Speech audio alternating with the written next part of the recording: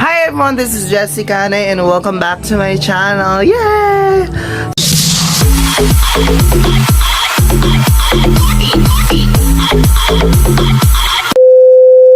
So for today's video guys, may pag-uusapan tayo guys. Expectation versus reality. Shoutout sa aking mga kapatid na natutulog pa guys. O kasi nanonood sila ng fireworks sila kagabi.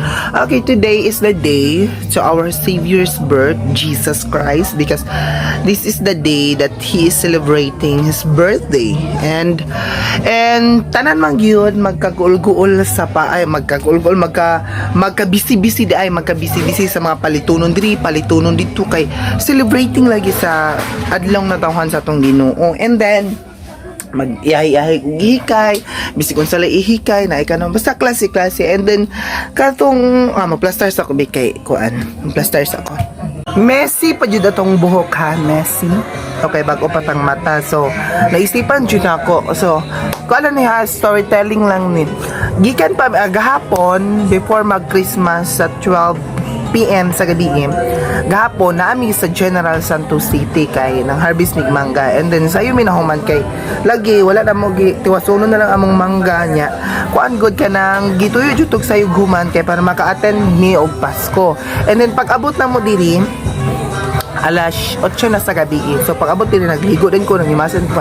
Mutan na lang kog fireworks nya mag-celebrate ko na kay wala dili man jud mi nagahikay. Bisan pag naami kwarta or wala dili jud mi nagahikay og Pasko. Sa New Year lang jud mi nagahikay bisan pag naay kwarta or wala.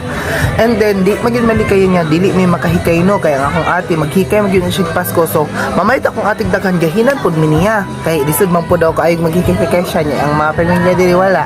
No, maghikay akong ate madamay mi ana so makahikay lang pud mi ni Pasko kay di naman magastos yan may mamalitaran nga maghatag pud siya mong pinaskon kay so diya sa imoti shout out tiya salamat kay sa mga regalo nga imong gihatag ha sa kang mama kang papa ug sa ako so salamat kaayo di ako salamat kaayo kay bisan pag naminyo ka wa jud mi gikalimtan. And then pag abot mo diri alas 8 na himasa din ko sus ni anak kong mama nga ma unya na ko mo kuan ma mukaon kay atugsa ko alas 9 alas 10 alas 11 kay alas 12 mo mata ko kay fireworks. Sus unsang pagkahitabo guys na natug ko alas 9 nakamata ko alas 8 na ron sa buntag siguro. Unya unsa naman na karon. Wala na ko na celebrate akong Pasko. So I'm so sad because birthday sa itong nag-iisang Savior. Wala ko kamata, wala ko katand, wala ko kasukat. So, but dili gyapon na siya matawag og wala ta ka celebrate kay karon mag yung adlaw birthday man gyud niya karon no di ba? Birthday na kan pero ang ako alam mo tang gusto man makasugat gud niya na ipabutog jug ano bokay para exciting gud ang Pasko. Pero karon so again Lord yan na madjud ka dira madjud ka Lord God, happy birthday. Salamat sa mga blessings nga among gihatag karong 2022. Atong niaging tuigs masulubong magyud kayo ang among kahimtang ato. Kitagaan migdako nga problema nga bugat kayo nga nagtumig wala nay kasulbaran pero ang tanan jud Lord God na jud ay ihatag sa imuha nga naay kasulbaran. Lord God, salamat sa mga problema nga imong gihatag nga dili dito pasabot nga para musuko sa kinabuhi kundi magmalig-on pa sa kadaghang katuigan nga moabutay nga daghan pa pong problema nga imong hatag sa mga for sure naagya po yung kasulbaran. Lord God, salamat sa mga blessings. Salamat continue gyapon Lord God ang imuhang pag-guidean sa amo sa among trabaho, pag-guide sa among destination kung asa mi maabot. Og Lord God, happy birthday og salamat sa tanan. Sa mga tao nga akong akong nakauban gikan January to December 25. Merry Christmas from relatives, friends, family, sa akong co-workers. Merry Christmas. Dagan matag sa akong especially sa akong mga barkada, sa mga kaibigan, dagan matag arog wala nakapag-intindihan, dagan matag wala ka chat, wala ka kami ka-communicate, mga ikupasaylo o kanang still love kay tamutan na. Merry Christmas. I hope your Christmas is more merry. So ayun guys, ipapakita ko sa inyo yung anong ibinigay ng atin sa amin no. Kasi hindi talaga kami naghihikay tuwing Pasko. So ipapakita ko sa inyo guys. papakita ko sa inyo, ha?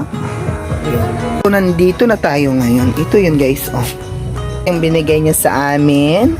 1 kilong carne. And then, I hope kung masarap pa ba ito kainin kasi hindi namin kinain kagabi.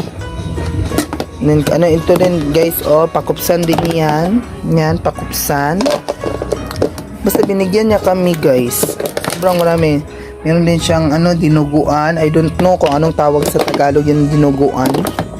Basta marami siyang binigay guys. Tapos ito, meron din siyang palaman, I don't know what is this, and then meron siyang munay, and meron siyang loaf bread. Kasi dapat kasi daw guys, kahit hindi bongga yung handaan sa Pasko, ang importante merong makain tuwing sapit ng alas 12 ng gabi, and then ng umaga.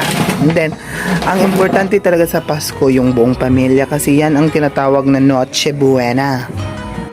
Mas sa aking pagkakaintindi guys, mas bonggang handaan tuwing New Year talaga guys, kasi yan yung maglalagay ka ng mga handaan na may palihi, kasi yung guys, yung sasalubong ka sa bagong taon, and then may handaan ka mga ligin-lingin, may pabigas, may paitlog-itlog. And then dito guys, whether we have money or wala, hindi talaga kami naghahanda tuwing Pasko. Yes guys. Pero kung darating siguro yung panahon na meron akong pera, yung nakapag malaki ng bahay, yung ibon na makabili talaga, gagawin ko yan, o yung maghanda tuwing Pasko at saka New Year, kasi ang sarap kaya mag-celebrate ng Pasko, yung isang lamisahan, tapos maraming pagkain, tapos buo kayong pamilya magkain-kainan, di ba? Because ang simbolo ng Pasko, kasi para sa akin kasi ang simbolo ng Pasko, pagkakaisa yan pagkakaisa ng isang pamilya na. Kasi tinatawag yung Noche Buena, di ba? Noche Buena, buong pamilya kakainan. Yes guys. And then shout out to Talaling over there guys. Oh, namalit siya guys. And then, talaga siya. So ayun na guys, thank you for watching. Don't forget to like, share, and subscribe. Again, Merry Christmas.